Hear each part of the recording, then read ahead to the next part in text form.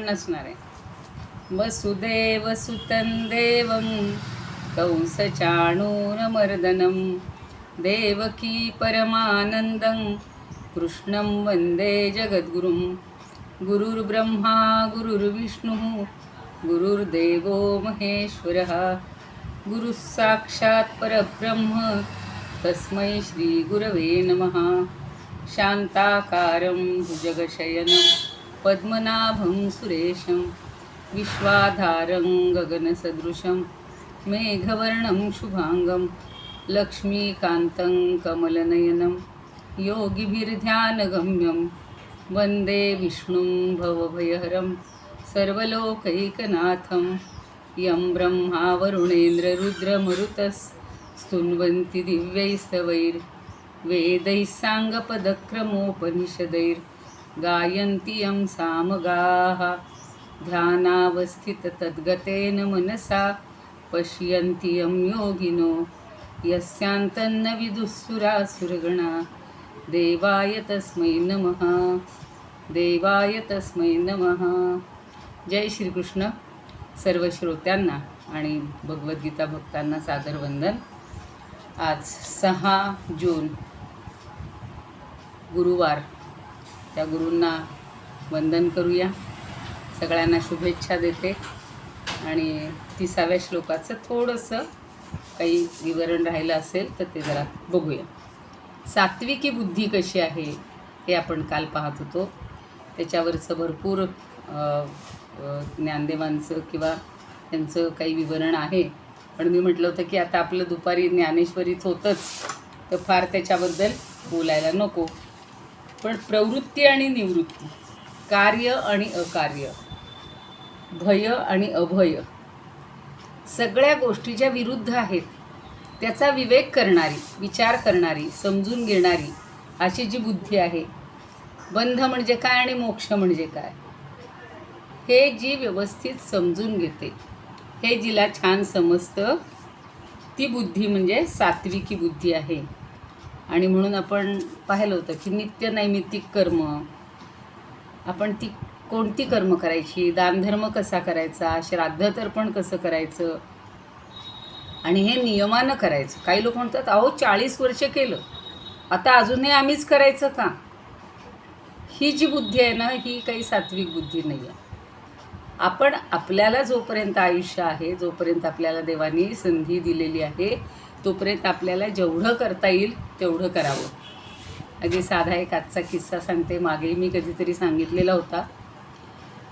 अर्थात त्या गोंदवलेकर महाराजां एवढी मी तर श्रेष्ठ नाहीच आहे, पण एक त्यांचं आपल्याला गुरुत्व, गुरुपण कसं असतं, गुरूंबद्दल कसा आदर ठेवायचा आणि का ठेवावा वाटतो, ही कथा अनेकदा झाली असेल, अनेक ठिकाणी ऐकून. पण मला तो प्रसंग फार आवडतो की महाराज ज्या वेळेला एकदा त्यांना वाटतं की आता इथलं सगळं सोडून, गोंदवल्याचं सगळं सोडून आपण नैमिषारण्यात किंवा काशीला, नैमिषारण्यातच जावं.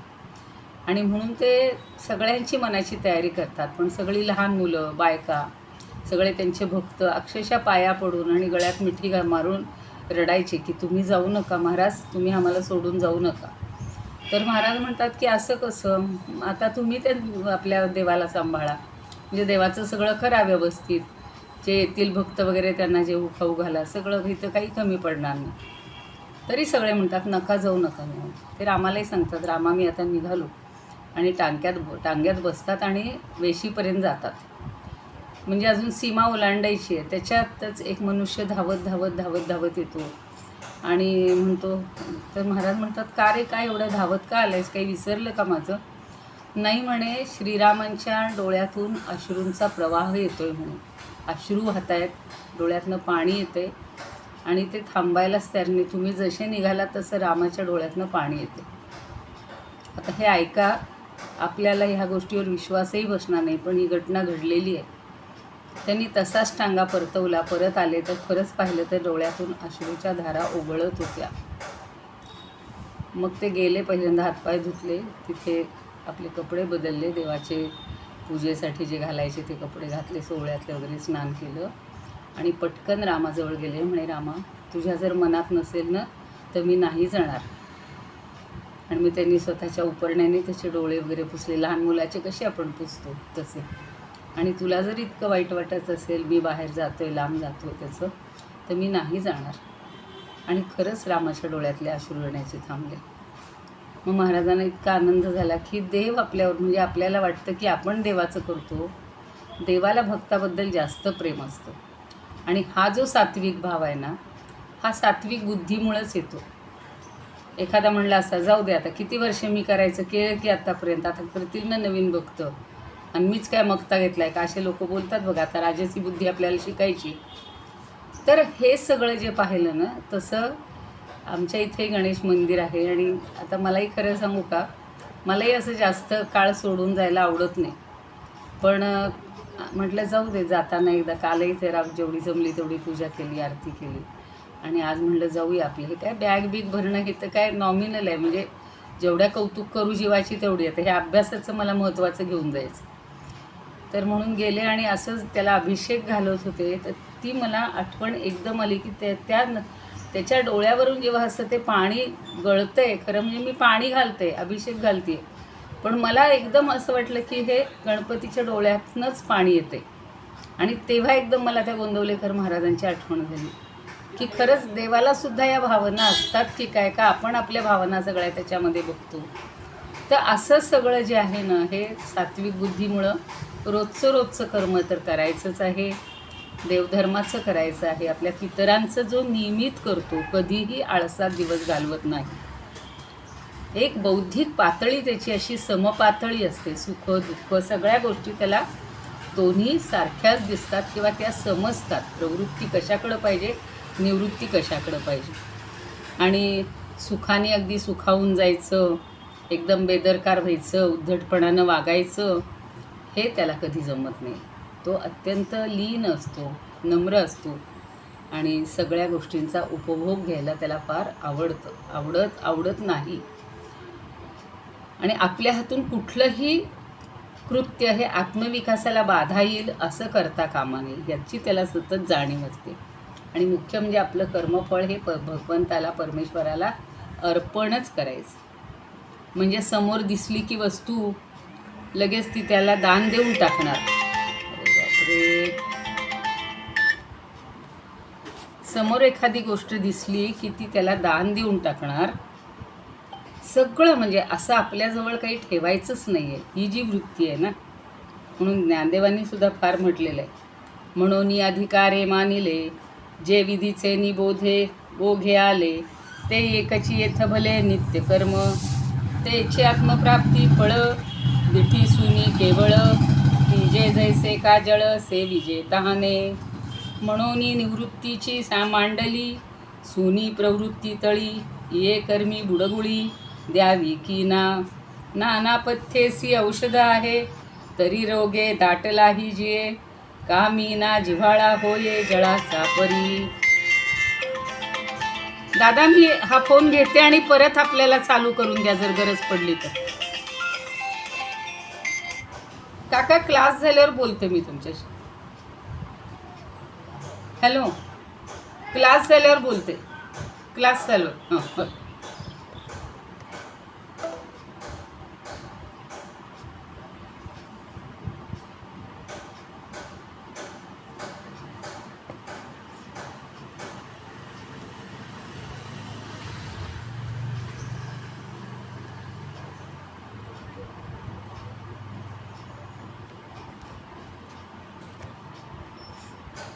दादा अनम्यूट करा मला परत.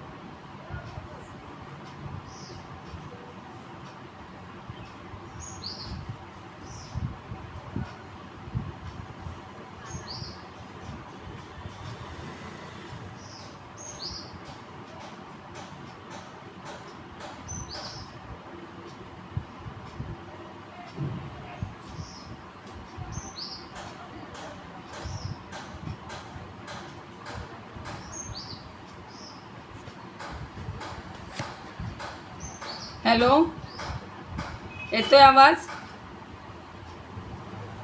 आवाज येतोय? ताई तुमचा आवाज हां, येत नाहीये. आता आता येईल ना. आता अनम्यूट केलंय ना. हा आता केलं. हां हां, आता या. मग मी 2 मेसेज मिनिटं टाक. झालं, मला 2-3 हां, मिनिटं मागणं परत रिपीट करावं लागेल नाही मला वाटतं. करते म्हणजे करते. आवाज येत हो, नाही. करते करते. 1 मिनिट थांबा. मंदाकिनी ताईने हँड रेज केलाय. पुन्हा रिपीट करायचं म्हणजे तुम्हाला लक्षात येईल. नाही, आहे लक्षात, आपण माझ्या त्यांना मी लक्षात आहे, लक्षात आहे. 1 मिनिट. आहे लक्षात. मंदाकिनी ताई बोला, कुठपर्यंत आवाज आलेला होता? मंदाकिनी ताई तुम्हाला अनम्यूट केलेलं आहे. आवाज येत नव्हता. हां, ठीक आहे ठीक आहे. हां, मी ज्ञानदेवांच्या ओव्या सांगत होते, त्याच्यावरचा अर्थ सांगते आता. थांबा, पुन्हा त्या ओव्या सांगते. म्हणून निवृत्तीची मांडली सुनी प्रवृत्ती तळी, ये कर्मी बुडगुळी द्यावी की नाना पथ्येसी औषधला आहे, तरी रोगे दाटलाही जिहे, कामीना जिवाळा होये जळाचा जरी, तरी तयाच्या जीविता नाही जेवी अन्यथा, तैसे कर्मी ए वर्तता जोडेची मोक्षू. आता ज्ञानदेव काय म्हणतायत की आपल्या अधिकाराला साजेसं जे स्वाभाविक कर्म आपल्याला चालत आलेलं आहे ते नित्यकर्म, आणि ह्या सगळ्या कर्मामध्ये जे आहे सगळ्यात चांगलं कर्म कुठलं? नित्यकर्म. आणि त्या आत्मप्राप्तीच्या फळावर कटाक्ष ठेवून तहानलेला जसा जलसेवन करतो तसं आचरण करायचं. की जी बुद्धी असं म्हणते की निवृत्तीच्या आधारावर प्रवृत्तीची उभारणी करून या नित्यकर्मात बुडी का मारू नये. म्हणजे त्यांनी दोन्ही गोष्टी सारख्या माना सांगितलं की नाही, पण आधी आपल्याला निवृत्ती आली पाहिजे. निवृत्ती म्हणजे या सगळ्याबद्दलची आसक्ती कमी करणं. आणि पुढं एक उदाहरण जे दिले, पथ्य आणि औषध यांचा लाभ झाला तर रोगानं गुदमरलेला रोगीसुद्धा जगतो. हे उदाहरण फार छान आहे बघा. कालच तुम्ही जर दासबोधाचं व्याख्यान ऐकलं असेल, प्रवचन, तर त्याच्यात सांगितलं होतं की रोगी माणसांनी 2 गोष्टी करायला पाहिजेत. एक तर वैद्यांनी दिलेलं औषध घ्यायला पाहिजे आणि पथ्य पण करायला पाहिजे. म्हणून त्याच्यावरचाही श्लोक परत इथं सांगते, काल तुम्ही नसाल सगळे, की पथ्ये सती गदार्थस्य भेषजग्रहणेन किं, पथ्ये असती गदार्थस्य भेषजग्रहणेन किं. पथ्ये सती म्हणजे पथ्य केली असताना, मग औषधाची किम म्हणजे काय गरज आहे, आणि पथ्ये असती म्हणजे पथ्य जर केली नाहीत तर भेषजग्रहणेन किम म्हणजे त्या औषधांचा काय उपयोग. पहिल्यांदा कशाला म्हणायचं आणि ते काय म्हणायचं. जर आपण नियमित औषधं घेतली तर आपल्याला रोग बरा होईल, आणि पथ्य नाही पाळली तरी तो रोग बरा होणार नाही. पण फक्त पथ्य पाळली आणि औषध जरी नाही घेतलं तरी रोग बरा होतो. मग इथं ते सांगतात की पथ्य आणि औषधं या दोन्हींचा लाभ झाला तर रोगानं गुदमरलेला रोगीसुद्धा जसा जगतो, किंवा माशाला पाण्याचा आधार सापडला तर त्याच्या जीवाला भय उरत नाही. मासा कुठे तडफडतो? पाण्याबाहेर काढला की, पण तो पाण्यातच असेल तर तो सुखानं राहतो. तसा मनुष्य नित्यकर्म केल्यानं त्याला मोक्षच मिळतो. आपल्याला भगवद्गीता 18वा अध्याय आता निम्म्यात आलेलो आहोत साधारण, तर अजूनही आपल्यावर ठसवण्याचं काम करते. काय सांगतायत भगवंत? की नित्यकर्म करा. आणि तो सात्विक बुद्धी असणारा मनुष्य ह्याबद्दल जागरूक असतो, तो नित्यकर्म करतो. म्हणजे आपण जसं विष घालून शिजवलेलं अन्न वाढलं तर मृत्यू हा ठरलेला आहे, तसं निषिद्ध कर्म केलं, निषिद्ध कर्म करायची नाही, तसं निषिद्ध कर्म जर केलं तर बंधन आलंच म्हणून समजावं. पुढचंच बंधन म्हणजे पुनर्जन्म आहे. पुनरपि जननम पुनरपि मरणम पुनरपि जननी जठरे शयनम, हे सगळं करावं लागणार आहे. म्हणून खऱ्या खोट्याची पण पारख करता आली पाहिजे. कार्य आणि अकार्य हे समजलं पाहिजे. प्रवृत्ती आणि निवृत्तीची वाट समजली पाहिजे. आणि ती बुद्धी हे ज्याला सगळं समजतं ती बुद्धी सात्विक होय. खरं म्हणजे हा श्लोक आपल्याला फार अगदी उभ्या घ्यायचा होता. आता 21वी बघा. यया धर्मम धर्मंच कार्यंचा कार्यमेवच अयथावत प्रजानाती बुद्धी सा पार्थ राजसी. तिन्ही बुद्धी एकदाच शिकल्या की लगेच डोक्यात बसतात बघा.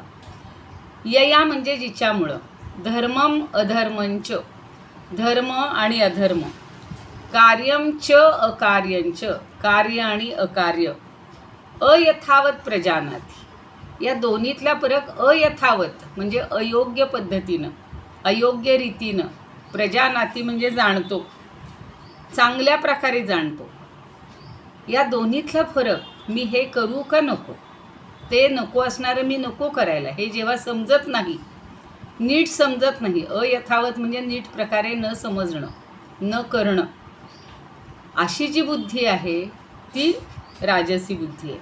त्याच्या उलट मगाशी आपण काय पाहिलं होतं, की हा सगळ्यातला फरक जिला समजतो, विवेक जिला कळतो, ती बुद्धी सात्विकी आहे. म्हणून आता बघा, हिच्यातला फरक समजत नाही, अयथावत, नीट कळतच नाही. धर्म म्हणजे काय, अधर्म म्हणजे काय, कार्य कुठलं करायचं, अकार्य कुठलं आहे न करण्याजोगं, हे जिला समजत नाही ती बुद्धी राजसी बुद्धी होय. आता हिच्या समोर श्लोकी बघूया आणि मग काही 1-2 उदाहरणं बघू. कार्याकार्य कसे काय, काय धर्म अधर्म तो, जी जाणू न शके चोख, बुद्धी राजस ओळख. जी जाणू न शके म्हणलेलं आहे, अयथावत प्रजानात म्हणजे जी जाणत नाही, अयोग्य रीतीने जाणते म्हणजेच काय, जी जाणत नाही ती. यया धर्म अधर्म मास, जे मानस जागृत, कार्याकार्यतया परी, निजांतरी ओळखे, जाणे सर्व नेणे एक, जो व्यापक चिदात्मा, राजस ते बुद्धी जाण, नव्हे प्राण तुकयाचा. हा तुकयाचा प्राण जाणत नाही आहे, म्हणजे ज्याचा जाणत नाही त्याला त्याच्याबद्दल म्हणलेलं आहे की ती राजस बुद्धी आहे. वामन पंडित म्हणतात, जाणे धर्मा अधर्माचे, कार्या ते कारणासही, जाणावे तत्वता तैसे, नेणे ते बुद्धी राजस. नेणे म्हणजे जी जाणत नाही ती नेणे. आता आठल्य म्हणतात, धर्माधर्मी किंवा कार्यात नीट सत्यार्था, दावी कधी न जी का, जाणे ती बुद्धी राजसी पार्था. मिरजकर म्हणतात, धर्माधर्म तथा कार्य जेणे यथास्थित, नकळे राजसी बुद्धी, म्हणती तीस पंडित. गडकरी म्हणतात, धर्म काय करावे जे, अधर्म तेची करू नये, बुद्धी योग्य न जाणे जी, राजस जाण पार्था ती. धर्म काय अधर्म काय हे काय कळतच नाही, कर्म कोणतं करावं नये, कोणतं कर्म करावं हे जी बुद्धी जाणत नाही ती बुद्धी राजस आहे. आणि भारती म्हणतात, धर्माधर्म नवमजे, दुष्कर्म सुकर्म नेणती कुणीते, सारा सार विचारन, राजस त्यांचीच बुद्धी ती असते. धर्माधर्म न उमजे, तिला उमजतच नाही, दुष्कर्म सुकर्म नेणती कुणीते, दुष्कर्म म्हणले वाईट कर्म आणि सुकर्म म्हणजे चांगलं कर्म, हे जी जाणत नाही. आणि सारा सार विचारन, जिला सार आणि असार ह्याचा विचार नाही, राजस त्यांचीच बुद्धी ती असते. अशी जी आहे त्यांचीच ती बुद्धी तशी असते. शंकराचार्यांचं पुस्तक.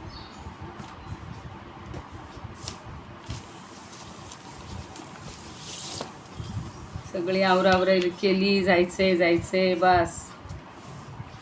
आता शंकराचार्य काय म्हणतात बघा, की अरे अर्जुन, याच्यावर काही जास्त बोलण्याजोगं नाहीच आहे, की ज्या बुद्धीच्या योगानं मनुष्य शास्त्रविहित धर्म आणि शास्त्र प्रतिपादित निषिद्ध असलेला अधर्म, त्याचप्रमाणे पूर्वी सांगितलेले कर्तव्य आणि अकर्तव्य यांना सर्व प्रकारे निर्णयपूर्वक जाणत नाही, ती राजसी बुद्धी आहे. तिचा निर्णय होत नाही. काही जण म्हणतात, आता आमचंही असं कधी होतं, काय करावं, जावं का नाही जावं, पण आता तिकीट तर काढलंय म्हणजे जावंच लागणार. कधी कधी अयथावत प्रजानाती अशी आपली अवस्था होते आणि तशी नकोय व्हायला. एकदा निर्णय घेतलाय जायचंय, मग कशाला विकल्प मनात नको. आता ही राजसी बुद्धी काय करते बघा, की विहित म्हणजे जे शास्त्रानं सांगितलं आहे ते, आणि अविहित म्हणजे शास्त्रानं न सांगितलेलं. आता लहान मुलाला ह्यातलं कळतं का हो? अगदी तान्ही मुलं असतात आणि ती काय करतात, समोर जी वस्तू दिसेल ती तोंडात घालतात, त्यांना तेवढंच माहिती असतं. किंवा आधाशी मनुष्य असतो, खूप भुकेलेला आणि खूप आधाशी, तो शिळं ताजं खाद्य अखाद्य याचा विचार न करता सगळं खात असतो. आता माशीसुद्धा, तिला अन्न माहिती नाही आणि घाण माहिती नाही, तीच त्याचा विचार न करता दोन्हीवरही बसून पुन्हा इतरांना त्रास देते.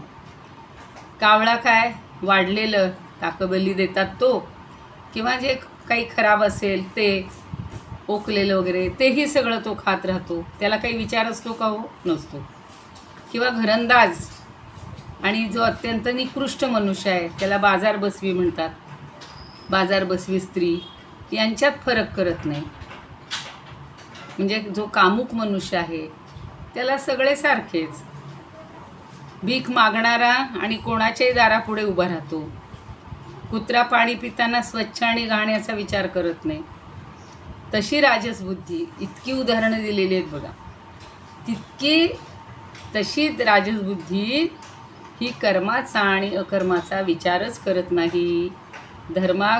धर्मग्रंथांच्या वाचनाचा अभ्यासाचा राजसी बुद्धीला अत्यंत कंटाळा असतो.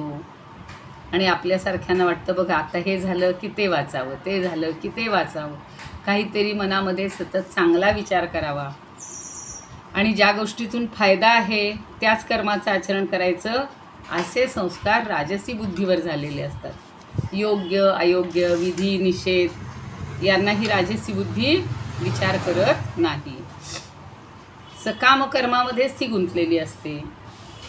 म्हणून ज्ञानदेव म्हणतात, आगा डोळे विण मोतीये, घेता पाडू मिळे विपाये, न मिळणे ते आहे ठेविले तेथे. म्हणजे डोळे असताना उपयोग काय आहे? उपयोग त्याचा करायचा नाही. म्हणजे मोत्याची पारख न करता जसे मोती खरेदी करू लागला तर योग्य माल मिळेल का आपल्याला? कदाचित मिळूनही जाईल, पण फसला तर? म्हणजे आपण आपल्या बुद्धीचा, आपल्या डोळ्याचा चांगला वापर करायला पाहिजे, नाही का? तसंच धर्म अधर्म कर्तव्य कर्तव्य याबद्दल चुका जी करते, गोंधळलेलीच असते, निर्णय घेऊ शकत नाही, ती बुद्धी ही राजसी बुद्धी आहे. आणि ती बंध मोक्ष कशाचाही विचार करते. माणूस काय म्हणतो, आत्ता आलंय ना, काही लोक असे म्हणतात, आलंय ना समोर खायचं, दिलंय ना काम करायचं. पण अहो, ते काम योग्य आहे का? अयोग्य कामं करायची नाहीत. आता मध्यंतरीच्या काळात बघा, त्याला झाली 20 वर्ष, सगळीकडे बॉम्ब ठेवण्याची पद्धत आलेली होती बघा. आणि त्यामुळं कुणाचीही वस्तू कधीही उघडून बघायची नाही. रस्त्यात जरी काही पडलेलं असेल, अगदी त्याला आच्छादन चांगलं असेल तरी ती वस्तू नाही, कारण त्याच्यात ते गुंडाळून बॉम्ब ठेवलेले असायचे. माझाच पुन्हा एक दुसरा किस्सा सांगते की कसे अनुभव येतात. त्यावेळेला मी PhDचं रजिस्ट्रेशन करायला निघालेली होते आणि ते सगळं फाईल सगळे कागदपत्र व्यवस्थित, आणि आपल्याकडे एक तेव्हा सवय होती, आता हल्ली जरा कंटाळा होतो, की डायरीवर नाव, फोन नंबर, आपले सगळे महत्त्वाचे पत्ते, महत्त्वाचे फोन नंबर आणि सगळी माहिती लिहिलेली अशी एक माझी छान ब्रीफकेस असायची पूर्वी बघा. तो ब्रीफकेस प्रकार छान असायचा, की अशी कागदपत्र वगैरे छान घेऊन जाता यायची, आणि ती मी घेऊन गेले होते. आता कसं पहाटे उठलेली, अगदी 6च्या गाडीत बसलेली, आणि पुणे येईपर्यंत 4 तास मध्येच कुठेतरी माझी डुलकी लागून गेली, आणि अगदी दारातनं गेल्या आज जो बाक असतो ना त्याच्यावर सीटवर मला बसायला मिळालं. त्याच्यावर डोक्यावरतीच ब्रीफकेस ठेवलेली. अशी तरुण मुलं आली बघा, अगदी ज्याला हे असतात ना, अशी खमकी म्हणा किंवा जरा उन्हाळ, अशी बसली, आणि त्या 2 सीटच्या बाकावर 4 जण तिथे यायला लागले बघा. अरे म्हणले, इथे एवढी जागा आहे का? सरानं म्हणे, काय तुमची एकट्याची जागा आहे का? आणि त्या 2 सीटच्यावर ते 4 जण बसल्याशिवाय मी कसे बसले असेल मला सांगा तुम्ही. इतका म्हणजे उद्धटपणा, बुद्धीचा विवेक नाहीच. आणि माहिती नाही, ते अगदी पुणं जवळ आल्यानंतर तेवढ्या वेळात माझी कुठेतरी डुलकी लागली, आणि गाडीतनं उतरताना बघते तर माझी बॅग कुठे आहे. बॅगच नाही. इतका म्हणजे त्यावेळेला धसका बसलेला होता की अरे बापरे, बरं जायचं काय कारण आहे, आपण काय कुणाचं वाईट केलं. त्याच्यात ते जड फाईल, पुस्तकं आणि सगळे कागदपत्र, त्याच्यानं ती बॅग जड झालेली होती. ज्या मुलांना मी हटकलं त्यांच्यापैकी ती बॅग कुणीतरी नेली. त्यांना वाटलं ह्या बाईकडं चांगलं गब्बर दिसतोय, पैसा बिसा घेऊन चाललेली दिसते. शिवाजीनगरला ते म्हणे आम्ही नाही काही करू शकत, तुम्ही तुमचं कसं लक्ष नाही, नेताना बॅग कळली कशी नाही. ऐका, जर कळली असती तर मी नेऊन दिली असती का हो. म्हणे तुम्ही तिकडं जा, पोलीस कचेरीत जा आणि तिकडं तक्रार नोंदवा. आणि हां, बरोबर एक मीटिंग होती, मीटिंगमुळे सगळी पुस्तकं नेलेली होती, सिलेबस ठरवायचा होता आम्हाला. दुसऱ्या दिवशी मीटिंग होती का त्याच दिवशी दुपारी 4 वाजता मीटिंग होती. गेले पोलीस, त्यांनी घेतली नोंदून. कुठे लक्षात आली, म्हणलं अशी अशी मुलं चढलेली होती नारायणपाशी आणि माझी कदाचित अशी कशी झोप लागली आणि त्यामुळे ते नेलेली मला काही कळली नाही काय होतं. सगळं लिहून दिलं, झालं म्हणे घेतो आम्ही नेऊन. आणि दुसऱ्या दिवशी म्हणजे दुपारी मी मिटिंगला तशीच गेले. तिथे सगळ्यांना सांगितलं की अशी माझी फाईल गेली, मी सगळं आणलेलं पुस्तकं पण माझ्याकडं नाही. ठीक आहे, नका म्हणे मॅडम काही काळजी करू, आपल्याला येईल करायला, ॲडजस्ट करू आपण. आणि मग ती मीटिंग पुन्हा दुसऱ्या दिवशी चालणार होती. तर दुसऱ्या दिवशी पुन्हा मी तशीच गेले हो. बरं, नाही कपडे नाही काय, एका साडीवर गेलेली, 2 दिवस एकाच साडीवर सगळं. आणि केली ती दुसऱ्या दिवशी मीटिंग जॉईन केली आणि अगदी संपत आली तेवढ्यात माझी मुलगी धावत आली. म्हणे आई, बॅग सापडली आहे, भोसरीच्या पोलीस कचेरीत ठेवलेली आहे, तिथं आपल्याला बोलवलं आहे. आता मला दुसऱ्या दिवशी मीटिंग झाली की इकडे यायचंच होतं. ती बिचारी लुना घेऊन आलेली, मला तिकडे घेऊन गेली. आणि तिथं गेल्यानंतर ते म्हणे रात्री म्हणजे जेव्हा मी कालपासनं म्हणे ती बॅग इथं आहे, पण ती पोरांनी नेली असेल, शहानिशा केला असेल, त्यात सगळी कागदपत्रं अभ्यासाचंच होतं, पैशाची काही भानगड नव्हती. 2 वस्तू खाऊच्याच होत्या सासूबाईंसाठी नेलेल्या. आणि मग ते सगळं त्यांनी तसंच ती बॅग मध्यरात्री आणून ठेवली म्हणे इथे पोलीस कचेरीत. आणि आम्हालाही वाटलं ती जड आहे म्हणून आम्ही घाबरत होतो की त्यात एखादा बॉम्ब ठेवला आहे का, सांगायचा मुद्दा. आणि मग उघडून पाहिली तर मी ते उपवास त्याचे आपले नवरात्राचे उपवास चालू होते. तर ती तशीच बॅग, ते तसंच थालीपीठ, सासूबाईंना घेतलेलं थालीपीठाचं पीठ वगैरे, फळं जे काय असेल ते, आणि ती सगळी कागदपत्र जशीच्या तशी. ते म्हणे तुमच्या इथं या डायरीत फोन नंबर असल्यामुळं आणि डॉक्टरांचा फोन नंबर दिल्यामुळं आम्ही त्या डॉक्टरांना फोन केला. त्यांनी सांगितलं हो त्या मॅडम आमच्या ओळखीच्या आहेत, प्राध्यापिका आहेत, अमुक आहे. आणि मग ते म्हणे ठीक आहे. मग ते कारण मिस्टरांचा नंबर नव्हता बहुतेक, मग त्या डॉक्टरांनी माझ्या मिस्टरांना फोन करून सांगितलं. मग यांनी त्या मुलीला सांगितलं आणि मुलगी ते घेऊन आली. तर आता ह्याला काय म्हणायचं, समोर जे दिसेल ते पाहिजे, अविवेक अशी करणारी ही बुद्धी असते. सहज गेले मी 20 वर्षापूर्वीच्या ह्याच्यामध्ये. पण वाईट का वाटलं की पण तो जो कंडक्टर होता ना, तो म्हणे ताई तुमचं काही जाणार नाही, कारण हो तुमचं सगळं अभ्यासाचं होतं ना त्यात. ती म्हणे विद्या आहे ना, विद्या लक्ष्मी आहे ना, ती अशी कुणाला हिरावून घेता येणार नाही आणि तुमचं नुकसान होणार नाही म्हणे, तुमची PhD होऊन जाईल. खरंच असे म्हणजे प्रसंग असतात जे मी म्हणलं ना, दैवंचैवात्र पंचमम, त्यातला हा सुद्धा किस्सा माझ्या आयुष्यातला, तो माझ्या कायम लक्षात राहतो की सगळ्या गोष्टी मिळाल्या तरी काहीतरी आपली अपूर्णता असते आणि ती आपल्याला भोगावीच लागते. जाऊ दे, आता तामसी बुद्धी होतीये का बघूया, फक्त म्हणूया तरी. अधर्मम धर्ममिति या मन्यते तमसावृता सर्वार्थान विपरीतांश्च बुद्धी सा पार्थ तामसी. आता बघा, तामसी म्हणजे एकदम विरुद्ध आहे, जे आहे त्यालाच, नाही त्यालाच ते मानणारी. अधर्मम धर्मम इति या मन्यते, या म्हणजे जी अधर्मालाच धर्म मानते. कशामुळं? तमसावृता. तमसा म्हणजे तमोगुणानं, आपण तमोगुणाचं खूप पाहिले आता. तर तमोगुणानं आवृत्त झाल्यामुळं, व्याप्त झाल्यामुळं जी बुद्धी अधर्मालाच धर्म समजते. आणि पुढं सर्वार्थान, नचा पाय मोडायचा, विपरीतान च. सर्वार्थान म्हणजे सर्व पदार्थांना, आणि विपरीतान म्हणजे विपरीत मानते. मन्यते हा शब्द इथं पण घ्यायचा. सर्वार्थान विपरीतान मन्यते.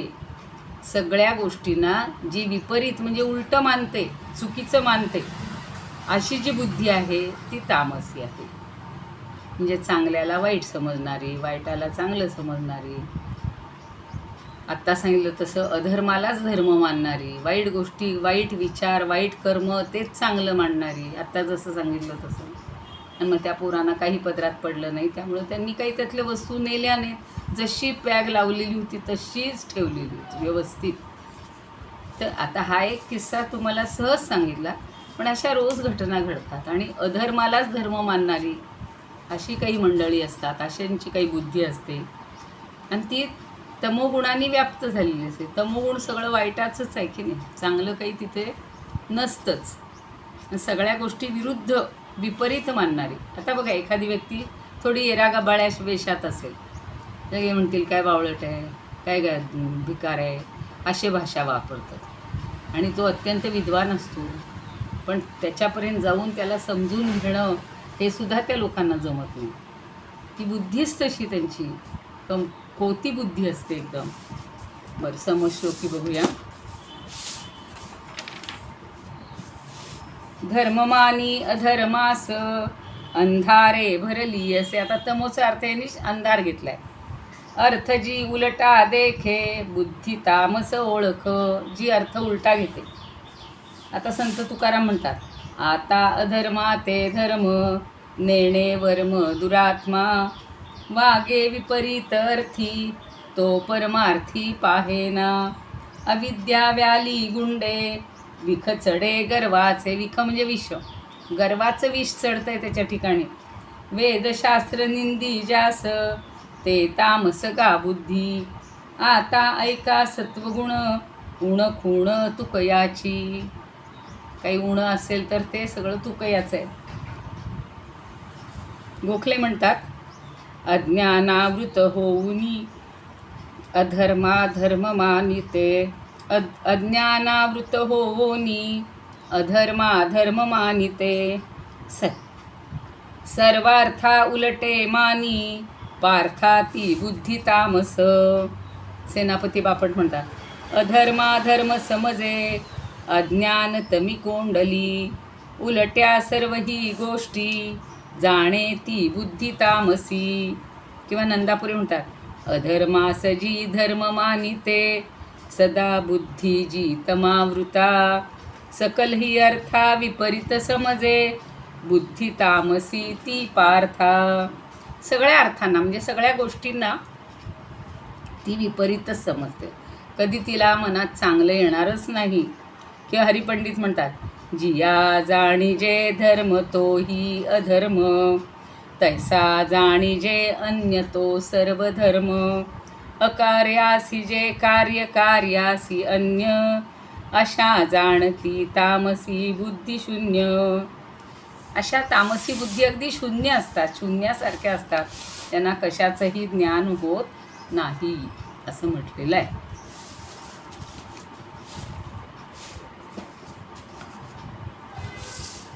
शंकराचार्य काय झालं, संपली.